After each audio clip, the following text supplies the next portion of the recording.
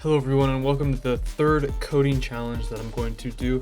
In this episode, I'm going to be attempting to make a After Effects layers to files script that essentially will export individual layers inside of your composition into an image format, which you can then probably expand into doing like videos, renders as well. And it's just going to be basically a script to separate each layer and render it out individually as an element. Before we get started with this video, I do want to remind you down below, hit subscribe and the bell icon to be notified of new videos coming out twice weekly on the channel. And down in the description, as usual, you'll be able to check out the code for this in the GitHub link. Follow us there as well. And you can also follow us down there on Instagram. And if you're not a member of our Discord server, come and join and get help with scripting, extensions, plugins, expressions, and much more. You can also become a channel member on YouTube in one of various perk levels to get cool perks as well as help us out financially.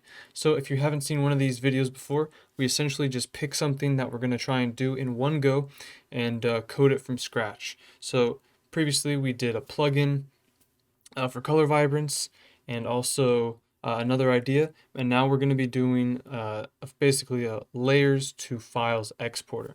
The first thing I'm going to do is just dive straight into it by creating a UI. I think what I want to have is a bit of smart UI so it's easy for the user.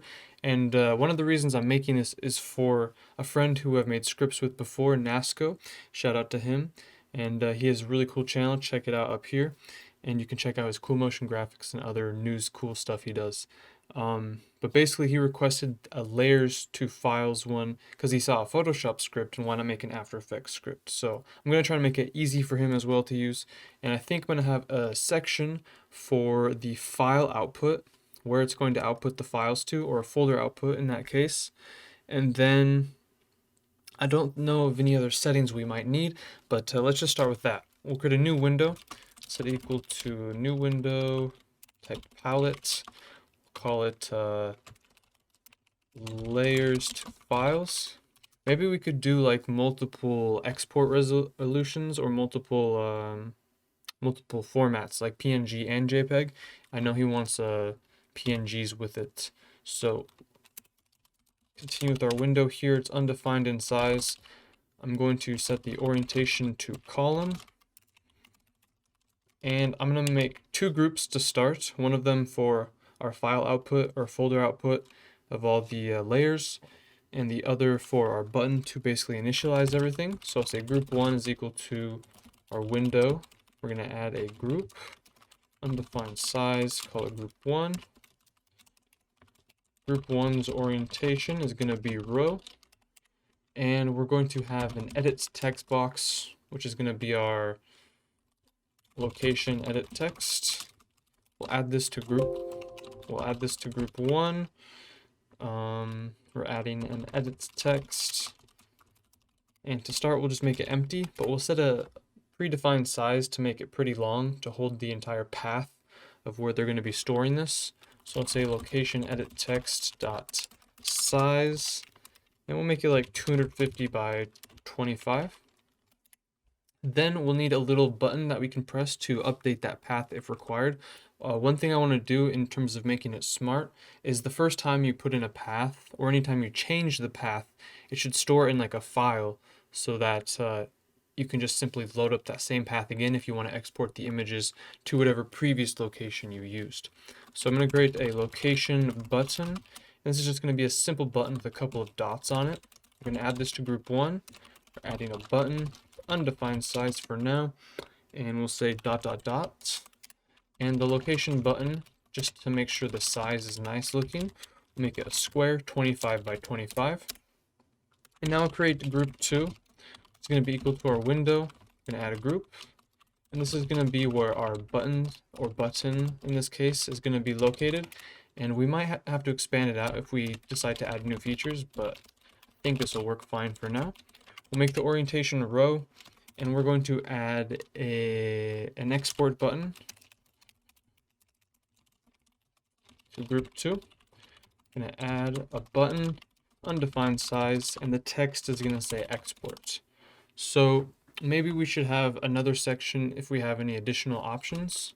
So I'm going to actually add the space in for that now, because the earlier you can set up the sort of overall design of your script, the better. Otherwise, you have to go back in and change a bunch of things. So that's going to be group 3. Group 2 is going to be filled with all of our options. So, I mean, we can comment this if we want. Export options maybe. And we're just going to add this to our window.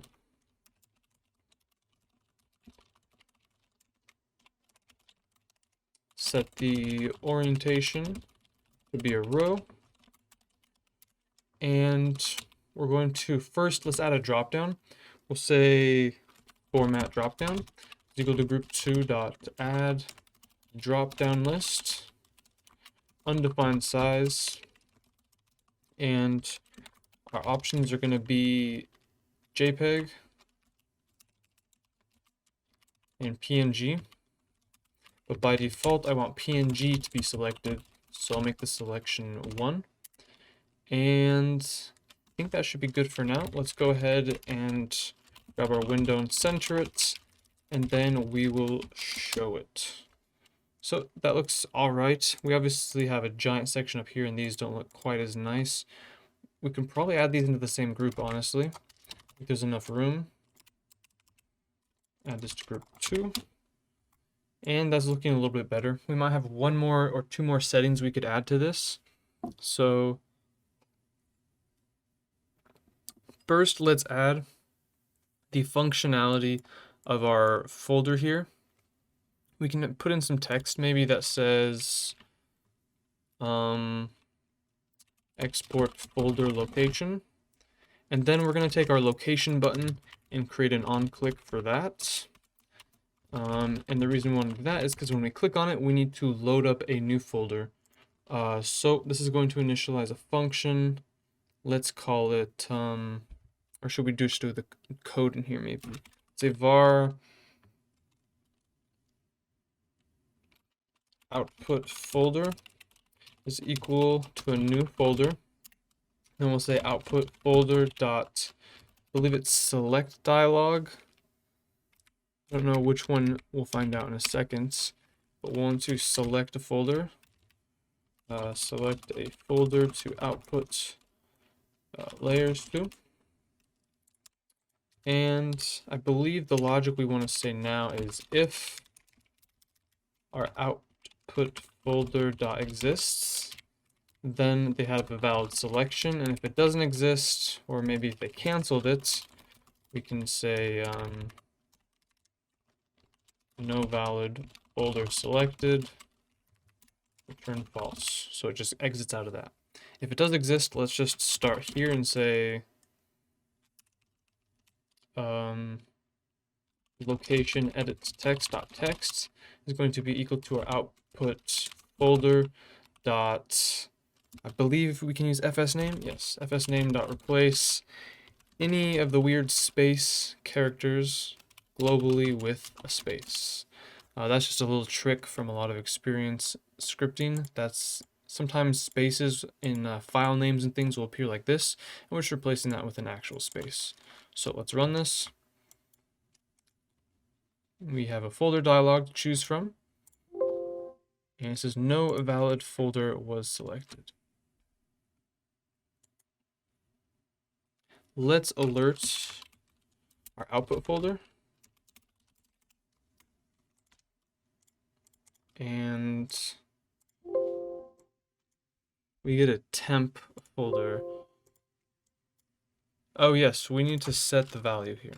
Output folder is equal to that, and that should be the right logic. So now if I cancel it, it doesn't do anything actually. If I select one, it updates the folder in the edit text, but if we don't, if you hit cancel, what is the value? Cancel? No.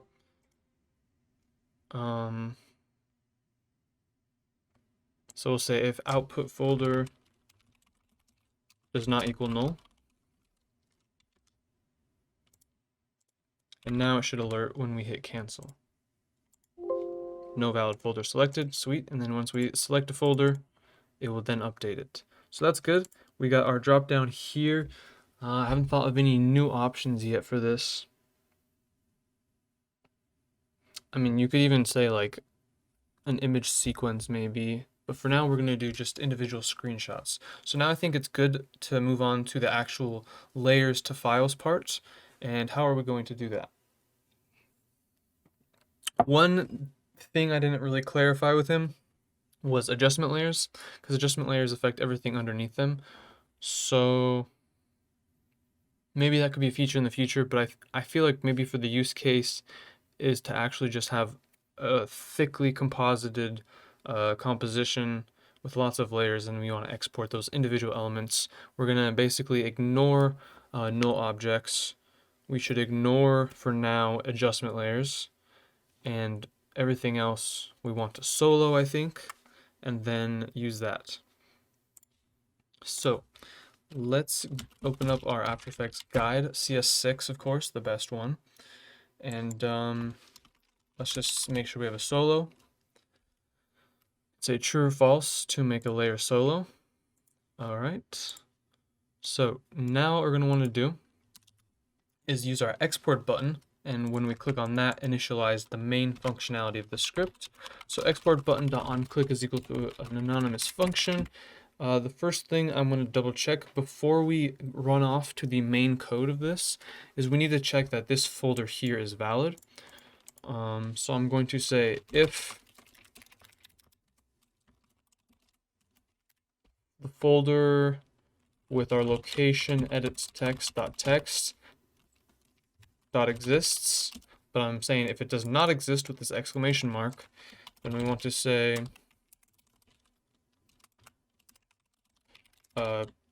please select a valid export folder first.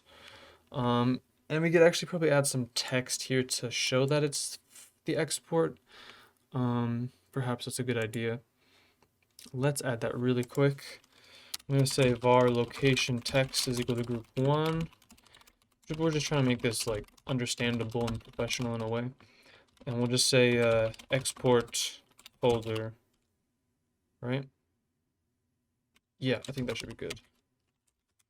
Just going to make it a little bit longer, but I think that might be necessary because once we have the updated save for that, which we need to implement, it's not going to say export folder location when you first launch it. In fact, I'm going to do that now. So we need to create a global file to represent a sort of temporary or stored folder location that they last used. So I'm going to create a variable called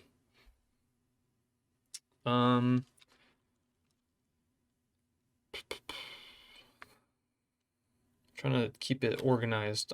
I usually do random folder names.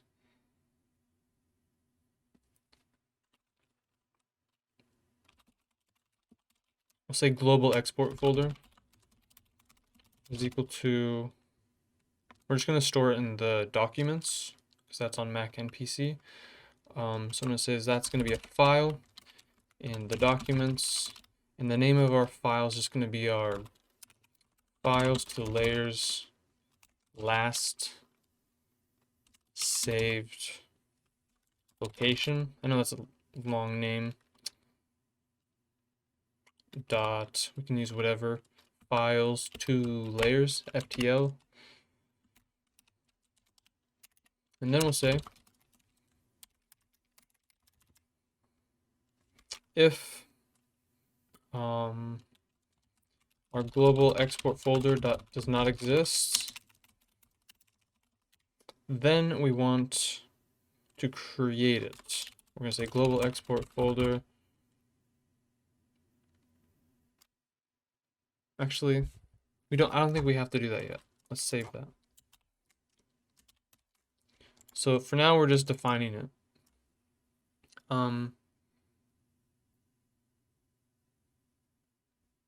It needs to be defined before the UI because if it does exist actually, okay. So define it before. We're first going to actually check if it exists. If it exists, we need to read it so we can grab the previously stored folder location and plop it inside of the folder or the edit text. So if global export folder does exist, we're going to grab it and open it to read it. And we're just going to say create a variable called global folder path. And global folder path is going to be equal to our global export folder, which is now open, and we're going to read it. Then we'll take our global export folder and close it so we don't have any leaks. And now what we're going to do is, after we define our location edit text, I'm going to say if global folder path does not equal null. If we've defined it, we're going to take our location edits text dot text and set it equal to our global folder path. And that will make it so that it should remember the last time, or it'll first load up if it exists already. Now we need to make where we actually create it for the first time, which would be here in the location button. After they've selected a valid folder, we're going to make a case. We're going to say if. We're only going to check it in a particular case because we don't want to, every time they select a new folder, we don't want to save it. I only want to save it when they've clicked the export button because that indicates that they really wanted to save that folder. If they're just selecting a new folder, they might be messing around. So inside of our location button, we only need to do this the first time when the folder does not exist. So if global export folder dot exists or does not exist in this case, then global export folder, we're going to open it to write to it. Then we're going to say global export folder dot write, and we're going to write our location edit text dot text, which is our folder path that we successfully selected, and then we'll close it, global export folder dot close. So that's going to be for the first time when there's no folder created already. And now the other time we want to save it is when they click on the export button, and we've gotten past this as well. So if that's the case, we'll say if, actually, if they've gotten this far, they would have had to have already created the file. So we don't have to check if it exists. We can simply say global export folder dot open. We're just going to copy and paste this code, and that should be good. Now, if I go ahead and run the script, and let's make a new folder and call this layers to files. Oh, that's not quite what I wanted. Layers to files. That should have created the file. Let's check. We have files to layers last saved location. I'm going to load that up in Sublime here. And that's going to be our folder. We created a new one and that kind of caused a bug. We'll ignore that for now because we can simply override it by clicking the export button, I believe. That should, yes, that'll update it nicely.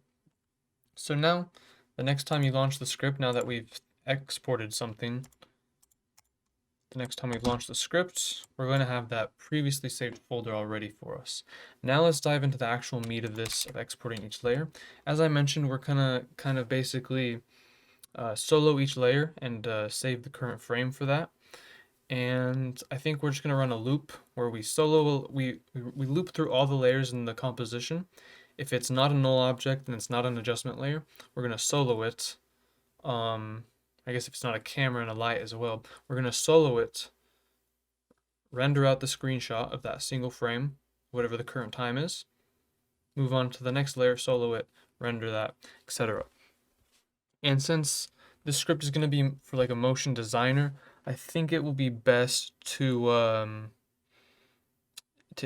exclude lights and everything. So for now, that's going to be the way it goes, and let's go ahead and program that. What I'm going to do is create the main function of this And the arguments I'm going to pass is the folder location and this drop down integer. So I'm going to say location edit text.text is our first argument for our main function, so we know where to export things.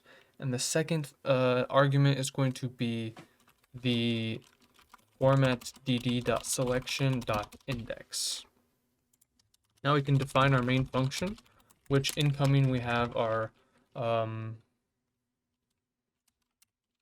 export folder path, and we also have our format int. Just as a little guide, for our format int, if it's equal to 0, it's going to be JPEG, and if our format int is equal to 1, it's going to be PNG.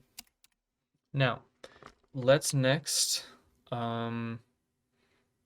loop through all of our layers. We actually need to check that we have a comp selected. I forgot to do that. So before we can run main, we're also going to check if we have an active comp, which is a very common thing you can do. Just check if app.project.activeItem, check if it's equal to null, or if app.project.activeItem is not an instance of a comp item, inverting the logic with the exclamation mark. Then we'll say, please select a composition. Return false to exit out of that and not get to this code. Now, inside of our main, we have assumed at this point that they have an active item or a composition that's active. So we'll say comp is equal to app.project.activeItem. And now let's just loop through all of its layers. Say for var I is equal to 1, I is less than or equal to our comp.numLayers. And we're going to have a single if statement to handle everything. We're going to, let's see. We don't want lights. We don't want nulls. We don't want adjustment layers. And I think that's it. Cameras as well. Create a camera. So these are the 4 layer types we want to ignore. So we're going to ignore them in our if statement here. So we're going to say if comp.layer I dot property. Now we can just check the properties. First we can say dot null layer is equal to false, and comp dot layer I dot adjustment layer is equal to false. Is that a proper adjustment? Perfect. And then for the other two, lights and camera, we can just pick one of their properties here, or even check light options maybe. Let's actually, we need to save this. Layers to files, and I'm just going to create a new script and quickly alert the match name of the selected property I have here. So app.project.activeItem.selectedProperties0.matchName. This will give me the match name of our light options here. Adobe Light Options group. So if it's not a null layer, if it's not an adjustment layer, and comp.layer I.property Adobe Light Options group equals null, word wrap. And lastly, we're going to check for a camera. I'm going to do the same thing and just select the camera options here and make sure that comp.layer I.property Adobe camera options group is equal to null as well, which means this current layer we're looking at is not a null layer, it's not an adjustment layer, it's not a light layer, and it's not a camera layer. All the things that we don't want. If it is not one of those layers, it's a layer we want to solo and render.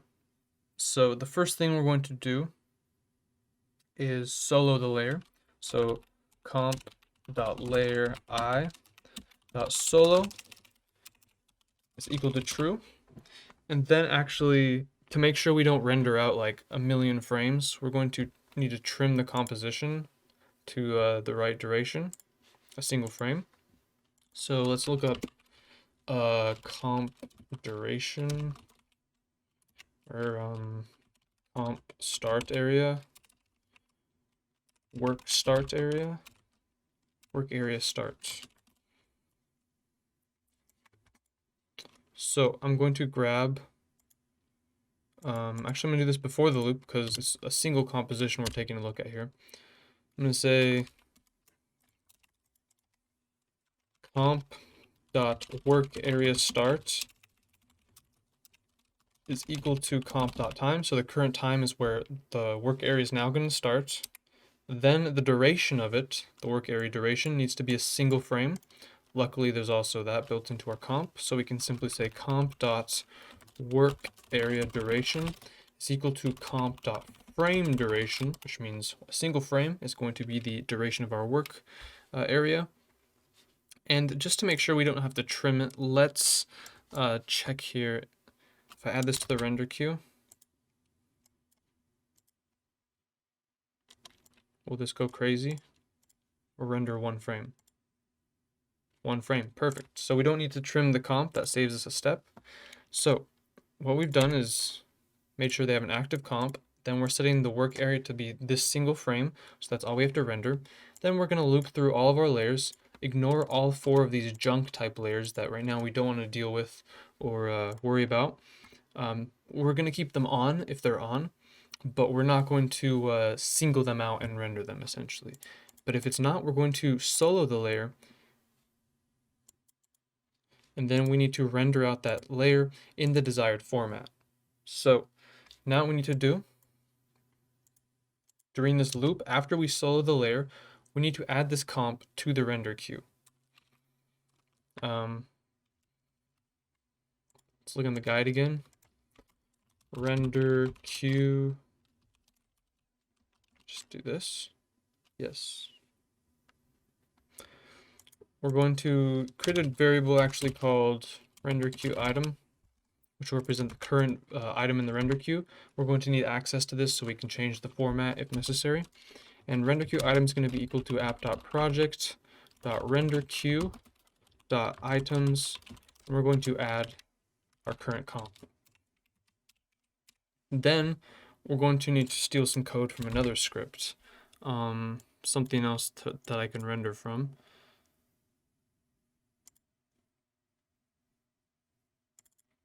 I'm just going to grab some output module code.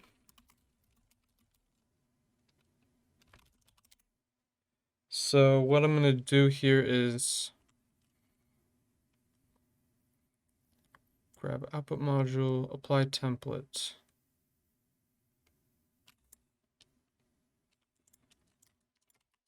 I'm just going to copy and paste this code and then I'll explain it.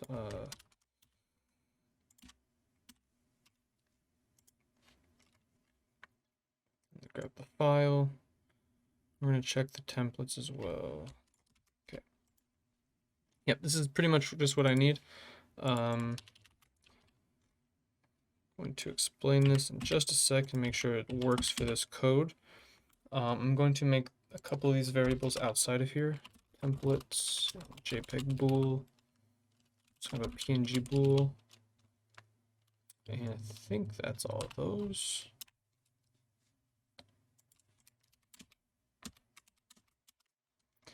All right, so what we're gonna do is solo our layer, add it to the render queue, and we need to change this to render queue item, and then we're going to grab the module, which is the current output module. When we add something to the render queue, that's this guy right here, which we can use to control the preset. And then what we're going to do, we need to check that they have this preset installed. So the way I'm going to do that is move this code here above. PNG pools false as well. We're going to move this code here above. We should probably do this before. I'm gonna have to. So with this, they need to have the a JPEG or a PNG thing pre-installed. Otherwise, they can't render out in that format really. So I'm going to move this code above. But the issue is if I'm this deep in looping through a bunch of files, then I'm going to have issues with that. We're going to have to get one level more fancy. Okay, so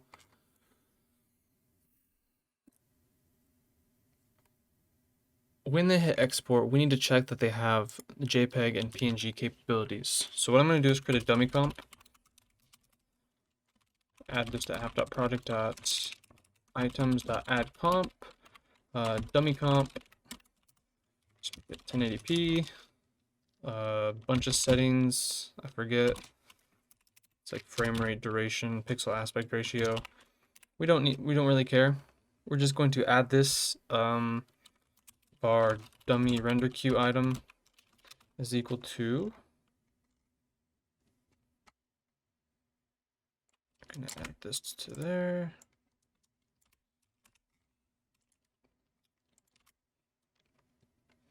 Our dummy render queue item is gonna be equal to that. We're gonna add the dummy comp. Now we're gonna loop through to first check that they have this stuff.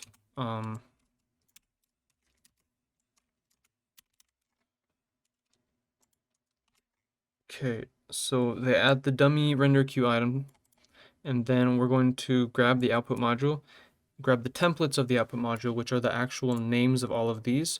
We're going to loop through the templates. We need to actually define our JPEG and PNG pools up here.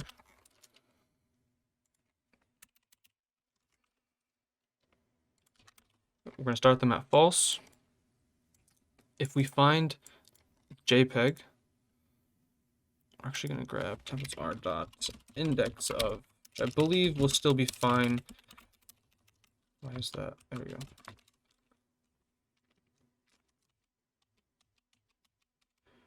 Templates are dot to lowercase dot index of JPEG is not equal -1. I'm gonna do a quick test. Let's if I have a variable name string, which is, I don't know, JPEG plus 2000.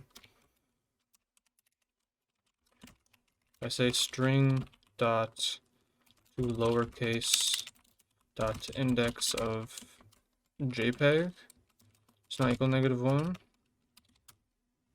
True. Okay, cool. So that will work.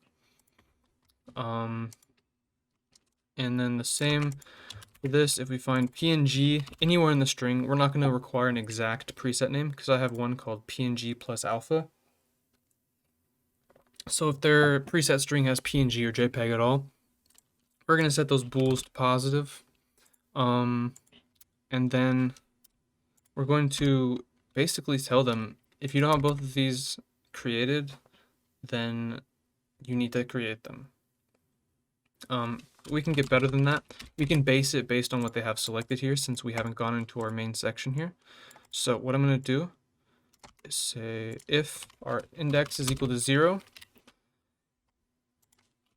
and JPEG bool is equal to false, alert. Please create a render preset with the name JPEG or JPEG in it. Turn false. I'm going to copy and paste this for our selection equal 1 and PNG bool is equal to false, and we're going to change JPEG to PNG and PNG. So now if they haven't created such a thing, then they won't even be able to render quite yet. And that's based on this selection, so it's not going to require them to have both of these created if they don't want to ever render out JPEG, for example. So then we'll go into main, loop through our layers, solo them one by one. Then we're going to add, we need to add this to the render queue. We kind of just took the code from here. Render queue item is equal to app.project.add our comp. Then we're going to apply a template, which means apply the preset with whatever name we feed it, JPEG or PNG basically. Actually, that means we need an exact. Does that mean we need an exact? Yeah, it does. Okay, well, create a render preset with JPEG in it, PNG. I'm gonna have to change the name of my own template. That's fine. How do I quickly edit this? Make template. Delete that. Grab PNG plus A. Just make it PNG. And we already have the two lowercase code in there. It's fine. So now, please create a render preset with the name JPEG. Not in it, but just JPEG or PNG. Now, we've added to the render queue. If our format int is equal to 0, in our JPEG case, we're going to apply the template called JPEG. Otherwise, we don't have any more than 2 cases. Otherwise, we're going to apply our PNG preset. All right. Then the file for our output module here, which is this guy right here, we can choose the location here, which is where we grab our export folder path. And we're going to add an underscore after that. Actually, no. We're going to add a slash after that. I don't know if it matters what kind of slash, honestly. Then we're going to add our comp.name. And because we're exporting an image, let me undo this really quick and get I need the code for the sort of frame number, which is kind of required here. We're going to add the comp name, and then we will actually want the layer name too. So we're gonna add an underscore. Then we're gonna add comp.layeri.name. Then we're going to add another underscore, and this in brackets, we're gonna add 1, 2, 3, 4, 5 hashtags, which is gonna be the current frame that we're rendering out. Then we're going to add .jpeg or .png. This will be our .jpeg case. Then we'll duplicate it and create a PNG case. So we can actually just stick these right in here as well. We already have an if statement checking the format int. Make it nice and organized. And then I believe we just need to render it. So we solo the layer, we add it to the render queue. If it's a JPEG, we're going to apply the JPEG template, create an output file in the folder path we selected with our comp name, our layer name, and the frame number, .jpeg, or PNG that. And then we just need the render function, app.project.render Now, maybe one concern I have is if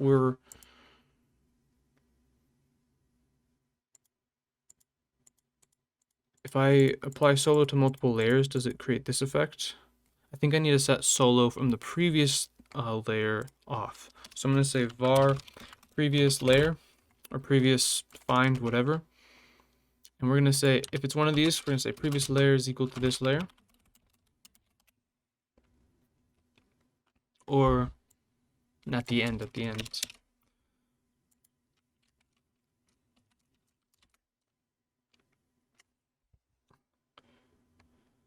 And then we're going to the next layer.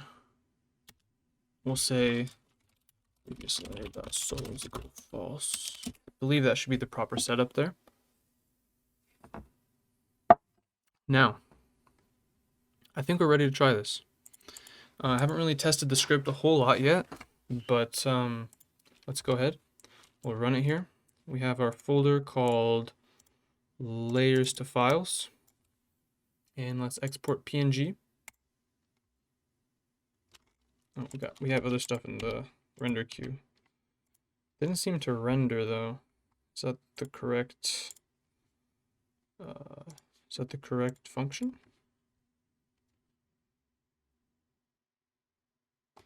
Should be. Let's try it again.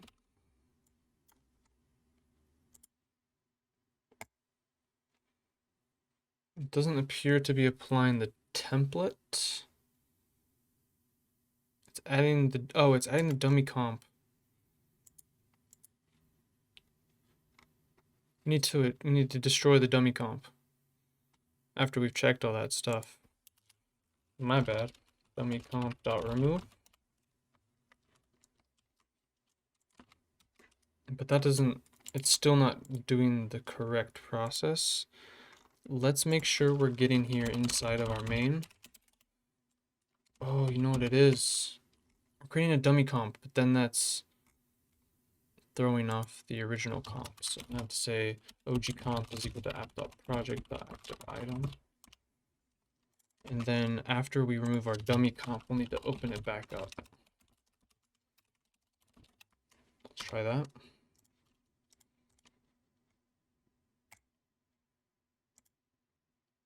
So dummy comp definitely got created and removed there. We didn't get any alert messages, which is good.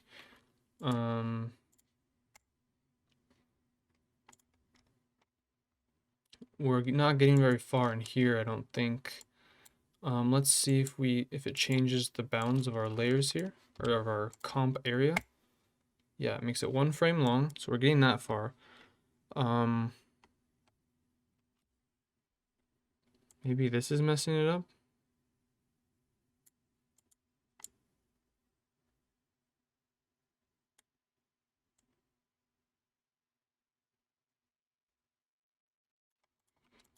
Let's alert hello, I guess, anytime in here. Oh, it might be this. If previous layer exists, then we want to solo it. The first time through, there is no previous layer. So what is it going to do? All right, so that soloed our first non-junk layer and added it to the render queue, but it didn't apply our template.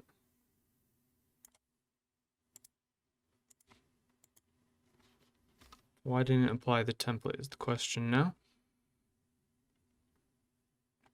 Let's alert our format int, make sure that's like valid.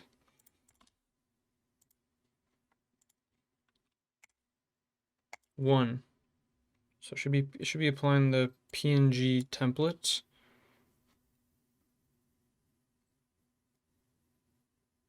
But it's not. Do I have module well defined anywhere here? I don't. Module, I took all the code up to here, didn't I? All right, perfect. There's the problem. Now let's try it. Undo the solo, export. Still having a bit of an issue. Oh, yes. Need to update from not the dummy. Try it again. Hey, I think that's working. But it looks like it is having a bit of an issue with it rendered 2 frames. Interesting. So I had an issue with the duplicate file name because we had 2 of those fire elements that were the same name. So I'm going to add a bit of a random string to it, a random number in it to make sure it never has to do that and it's automated. The other thing is it was 2 frames.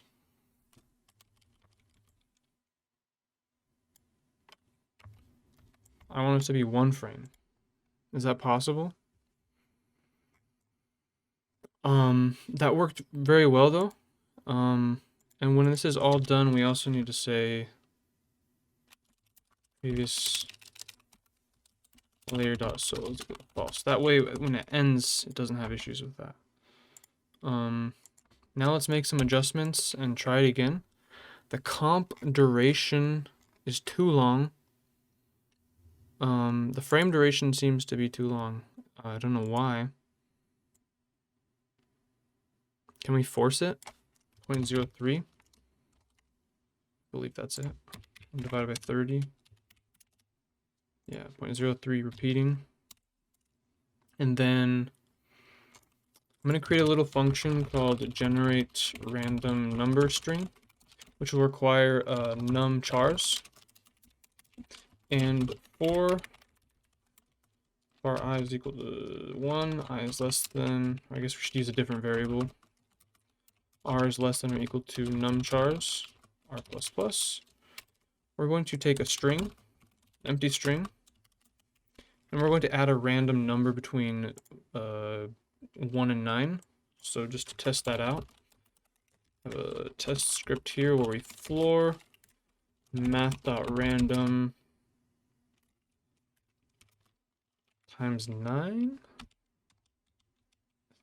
plus 9.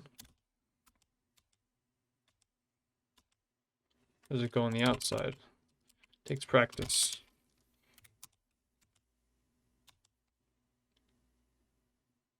Times 9? I'm confused.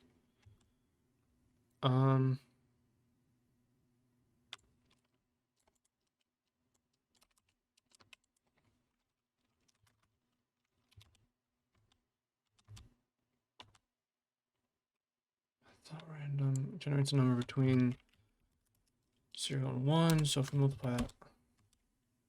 Okay, that's what we're looking for.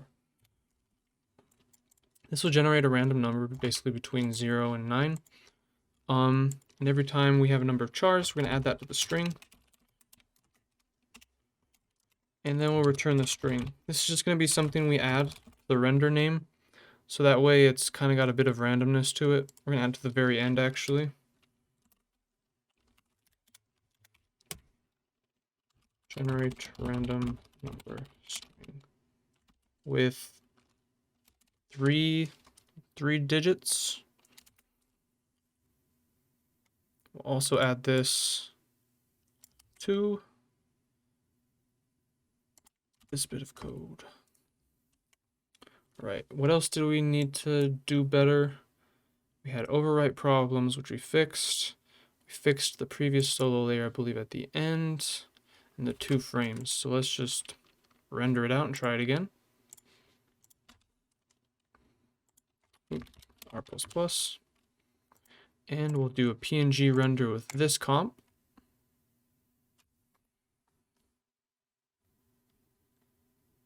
It's trying to create some kind of log file.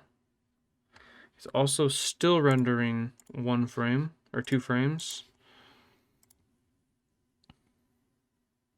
Why is it rendering 2 frames? The comp is back to normal, which is great. It means we're getting pretty close to being done, but it is annoying that it's doing 2 frames each. Specifically said no.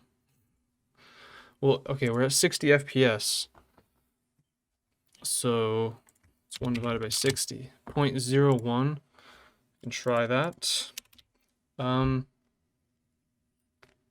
We can try suppress dialogues to avoid that pop-up about no access. So I'm going to say app.suppress dialogues. Or sorry, app.begin suppress dialogues. And then after all the code, app.end suppress dialogues, and we'll say false to not display any messages. Now, let's try it again. It didn't like that. I don't think it wanted to change the comp duration. Let's see here.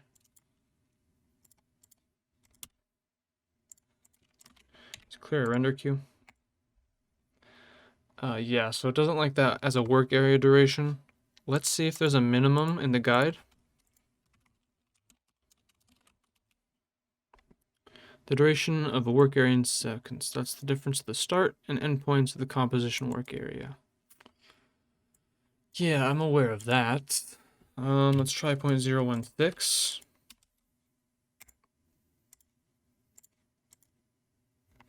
Doesn't like that. 0.02. Come on. There we go. I think it's still doing 2 frames though. That's very annoying. So, it's rendering the frame number. We need to add an underscore after that before the random number string. Are we like on an odd frame and it's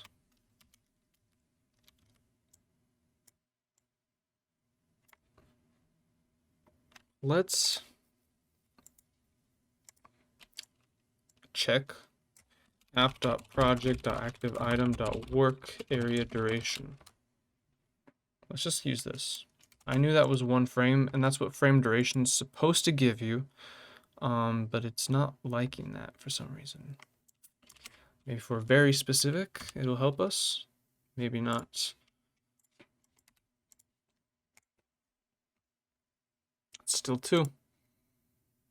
One thing I'm gonna check, let's try the JPEG render. We should just be able to hop right back in and render these as JPEGs. Perfect. Maybe it's the start time. I don't know. Is the start time weird?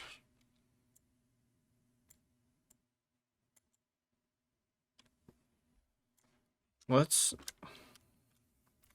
try it at 30 frames a second.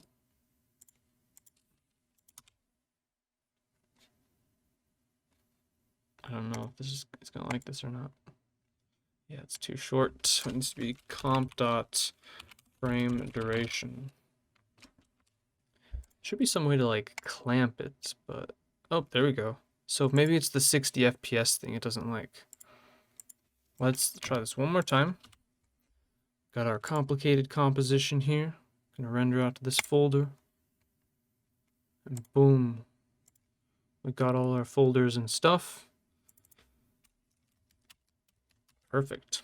I think that's actually really gonna do it. One last thing, I'm gonna reopen the composition in the end. Comp.open in viewer, because we're still stuck here in the render queue. So that way we basically go back to the initial state in our composition here. So I think that's gonna do it for this video, guys. That's the layers to files, and we're gonna probably add some features in the future for adjustment layers and cameras and lights and all that for more complicated comps. But as you get into different use cases, it's hard to find a generalized approach. If you enjoyed the video, hit the thumbs up button down below, hit subscribe and the bell icon to be notified of new videos coming out twice weekly on the channel. And down in the description, you can check out the code for this, try it out for yourself and improve it. And also follow us there on GitHub, and down in the description as well, you can follow us on Instagram. And if you want to join the Discord server and get help with scripting, extensions, plugins, and much more, you can do that as well. And you can help support us on YouTube and get cool perks and help us out financially. But that's going to do it for this video, guys. I hope you enjoyed. We'll see you next time.